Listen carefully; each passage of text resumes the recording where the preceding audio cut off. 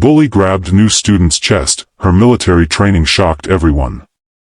An inspiring story by Heartfelt Tales. The cafeteria fell silent as Maya Chen walked through the doors of Lincoln High School for the first time. Every conversation stopped mid-sentence, every fork paused halfway to waiting mouths, and 300 pairs of eyes turned to study the girl who would either become their next victim or their biggest surprise. What they didn't know was that beneath her quiet demeanor and oversized hoodie lay years of training that would change everything about their small-minded assumptions. If this story resonates with you, please hit that like button and subscribe to Heartfelt Tales for more inspiring content. Maya had hoped that moving to Millbrook would give her family a fresh start after her father's military deployment ended. Her mother, Dr. Maya Chen, had accepted a position at the local hospital, believing that a smaller town would offer her daughter stability after years of constantly relocating. Maya had attended 7 different schools in 4 countries, each transition more challenging than the last. She had learned to build walls around herself, to observe before engaging, and most importantly, to never show weakness.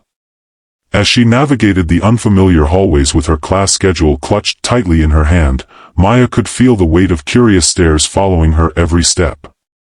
She had grown accustomed to being the outsider, but something about this place felt different. The whispers seemed sharper, more calculating, and the looks she received carried an undertone of something that made her skin crawl.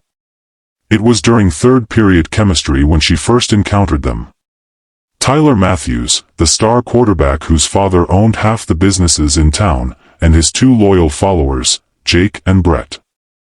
They had noticed Maya immediately, not because of her academic achievements or her quiet intelligence, but because she represented something new to conquer in their predictable small-town existence.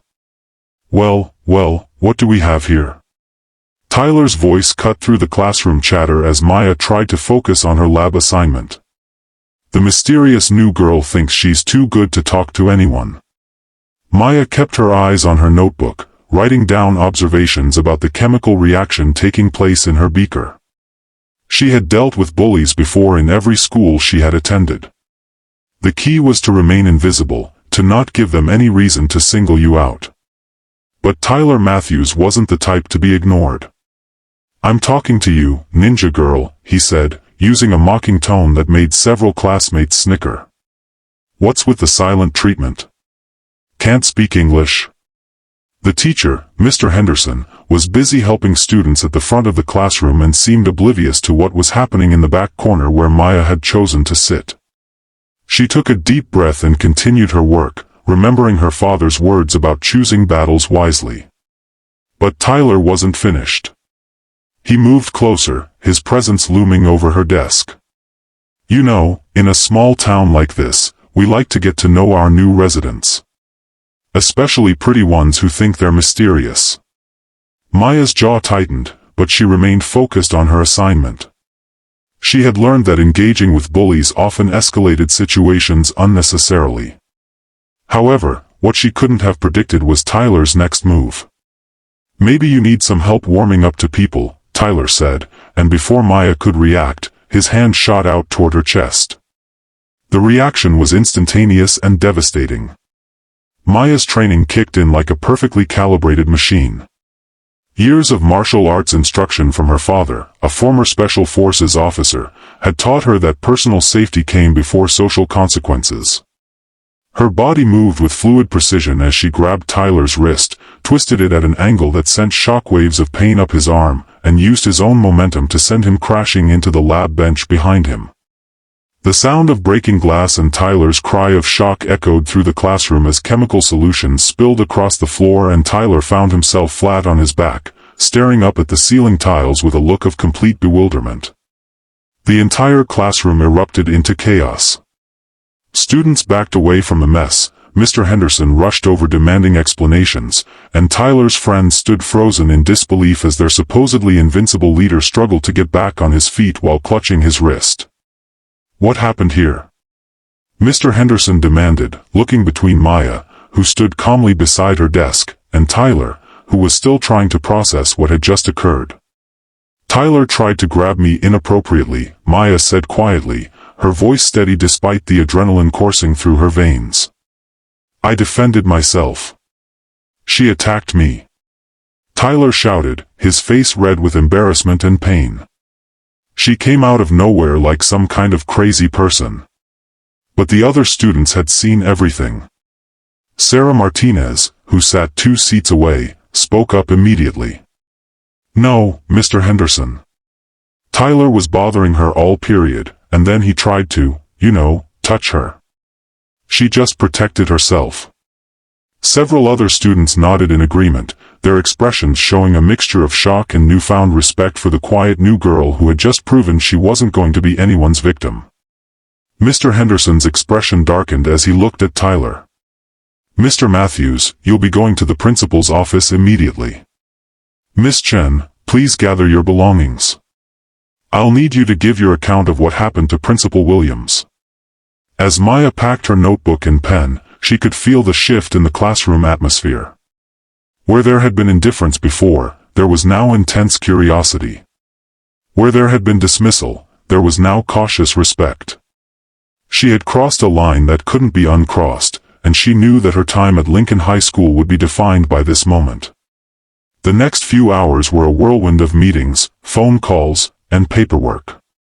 Principal Williams, a stern woman in her 50s who had seen every type of school drama imaginable, listened carefully to Maya's account of events. Security cameras in the hallway had captured Tyler following Maya to class and his aggressive behavior, which corroborated her story.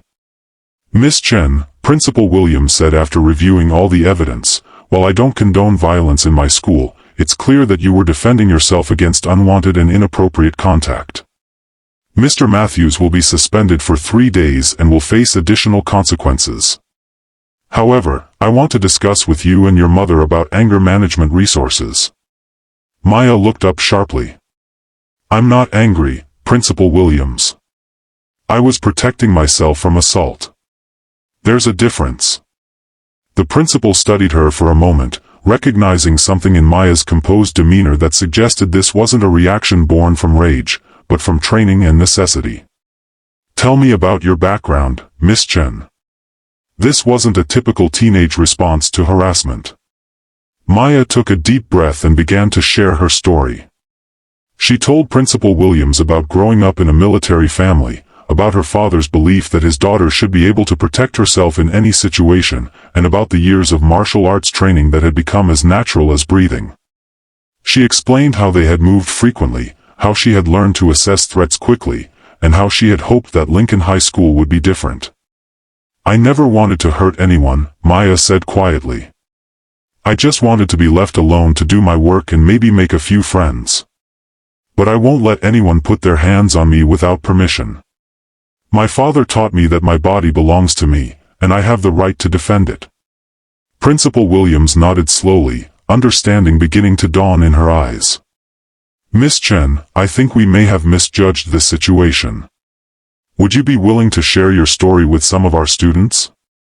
We've been struggling with bullying issues, and I think your perspective might be valuable. When Maya's mother arrived at the school, she was prepared for the worst. Dr. Sarah Chen had received countless calls over the years about her daughter's incidents at various schools, though she had always known that Maya was defending herself rather than starting fights. What she wasn't prepared for was Principal Williams' request. Dr. Chen, your daughter showed remarkable restraint and precision in defending herself today. Rather than suspending her, I'd like to invite her to speak to our student body about self-defense and standing up to bullying. We've had several incidents this year where students felt helpless against harassment, and I think Maya's example could inspire others. Maya looked at her mother uncertainly. She had never wanted to be the center of attention, had always preferred to blend into the background. But as she thought about the other students who might be suffering in silence, who might feel as powerless as she had felt in previous schools, she began to see an opportunity. What would I talk about? Maya asked. Your experiences, your training, but most importantly, the message that everyone has the right to feel safe and respected, Principal Williams explained. Not everyone can learn martial arts, but everyone can learn to speak up, to report inappropriate behavior, and to support others who are being harassed. Over the next week, Maya found herself in a strange position. Tyler's suspension had sent ripples through the school's social hierarchy, and suddenly she was no longer invisible. Some students looked at her with newfound respect, while others seemed wary of the quiet girl who had taken down the school's golden boy. It was during lunch on Thursday when she met Emma Rodriguez, a sophomore who had been watching Maya from across the cafeteria for days before finally approaching her table. "Can I sit with you?" Emma asked nervously, holding her lunch tray with trembling hands. Maya nodded, curious about what this girl wanted to discuss. Emma was small for her age, with thick glasses and an anxious demeanor that suggested she was no stranger to being targeted by bullies. "I heard about what happened with Tyler," Emma said quietly, glancing around to make sure no one was listening. "I wanted to say thank you." "You don't need to thank me," Maya replied. "I was just defending myself." "No, you don't understand," Emma continued. "Tyler and his friends have been bothering me since the beginning of the school year. Nothing as bad as what he did to you, but constant comments about my appearance, my grades, my family. I never knew what to do about it. I was too scared to report it because Tyler's family has so much influence in this town. But seeing you stand up to him made me realize that I don't have to just accept it." Maya felt a knot form in her stomach. She had been so focused on her own experience that she hadn't considered how many other students might be suffering in silence. "Emma, have you talked to anyone about what's been happening to you?" Emma shook her head. "My parents think I should just ignore it, that bullies will get bored and move on. But it's been months, and it's only gotten worse. I've started having panic attacks before school. I dread coming here every day." Maya made a decision that would change both their lives. "Emma, would you come with me to talk to Principal Williams? What Tyler did to you is just as wrong as what he did to me. You deserve to feel safe at school." The following afternoon, Maya found herself standing in front of the entire student body in the school auditorium. Principal Williams had organized an assembly about respect, consent, and bullying prevention, with Maya as the featured speaker. Her mother sat in the front row, offering an encouraging smile, while teachers lined the walls to ensure students were paying attention. Maya had never been comfortable speaking in public, but as she looked out at the sea of faces, she saw Emma sitting in the third row, nodding encouragingly. She took a deep breath and began to speak. "Most of you know me as the girl who put Tyler Matthews on the ground last week," she began, and a ripple of nervous laughter went through the audience. "But what you might not know is that I never wanted to be known for that. I wanted to be known for my grades, or maybe for making the debate team, or for being a good friend. I wanted to be known for something positive." The laughter died down as students began to realize this wasn't going to be a celebratory speech about fighting back. "I've been to 7 different schools in the past 5 years, Maya continued. In every single one, I encountered bullies. Students who thought that being bigger, or more popular, or from more influential families gave them the right to make other people feel small. And in every school, I tried to handle it the way adults told me to. I ignored them. I walked away.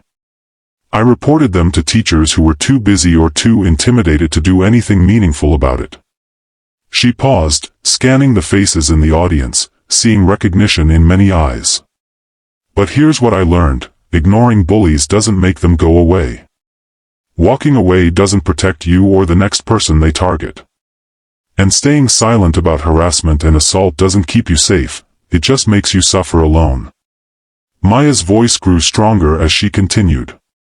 "What Tyler did to me wasn't just inappropriate, it was assault. He thought he could put his hands on me without my permission because he was popular and I was new. He thought I would be too intimidated or too afraid of social consequences to defend myself. He was wrong." The auditorium was completely silent now, every student hanging on her words. "I'm not telling you that violence is always the answer. I'm not saying you should all learn martial arts and start fights. What I'm saying is that you have the right to feel safe and respected, and when someone violates that right, you have options. You can speak up. You can report it. You can support other students who are being targeted. And if someone puts their hands on you without permission, you have the right to defend yourself. Maya looked directly at Emma, then let her eyes sweep across the audience. Some of you are suffering right now. Some of you dread coming to school because you know you'll face harassment or intimidation. Some of you have been told to just ignore it, or that it's just part of growing up, or that reporting it will only make things worse. I'm here to tell you that you don't have to accept that. She took another deep breath. Since last week, 12 students have come forward to report incidents of bullying and harassment that they had been suffering in silence.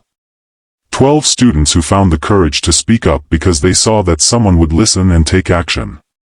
Emma Rodriguez was one of them, and her bravery in sharing her story has helped identify a pattern of behavior that affects dozens of students in this school. Maya saw Emma wipe away tears, but she was smiling. I'm not a hero, Maya concluded. I'm just someone who was taught that I matter, that my safety matters, and that I have the right to protect myself. Every single one of you matters just as much. Every single one of you deserves to feel safe and respected. And every single one of you has the power to make this school a better place by refusing to accept harassment and by supporting others who are brave enough to speak up. The applause started slowly, then built to a thunderous roar that lasted for several minutes. Maya felt overwhelmed by the response, but more importantly, she felt hopeful. As she left the stage, she saw students hugging, teachers wiping away tears, and a sense of change in the air that felt real and lasting. In the months that followed, Lincoln High School implemented new policies for reporting and addressing harassment. Maya started a peer support group for students who had experienced bullying, and Emma became one of its most active members. Tyler Matthews, after serving his suspension and completing mandatory counseling, issued a public apology and began volunteering with a local organization that worked with at-risk youth. Maya never became the invisible student she had hoped to be when she first walked through the doors of Lincoln High School. Instead, she became something much more valuable, a voice for students who had felt voiceless, a protector for those who needed protection, and a reminder that sometimes the most powerful weapon against injustice is the courage to stand up and say, "No more."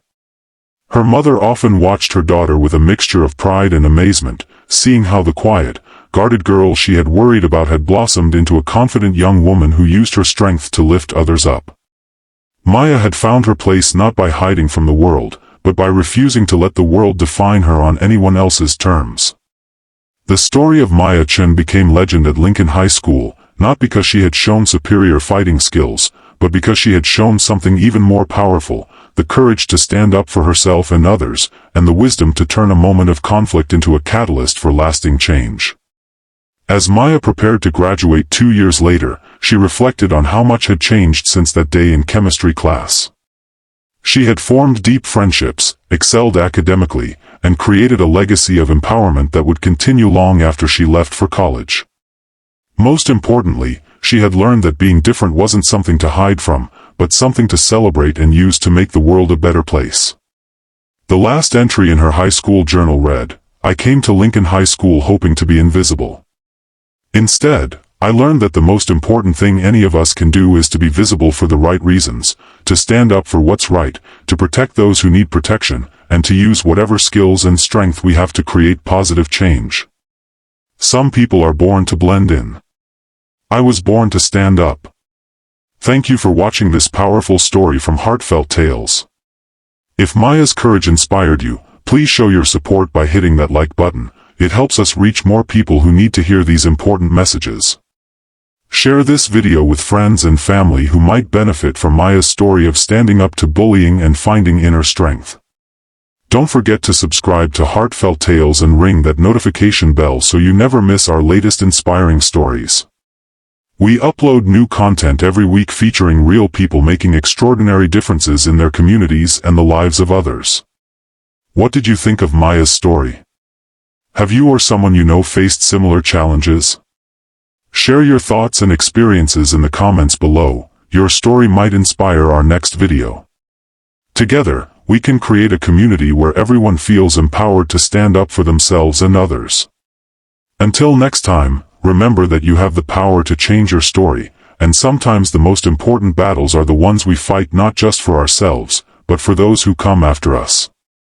Keep sharing heartfelt tales, and keep making a difference.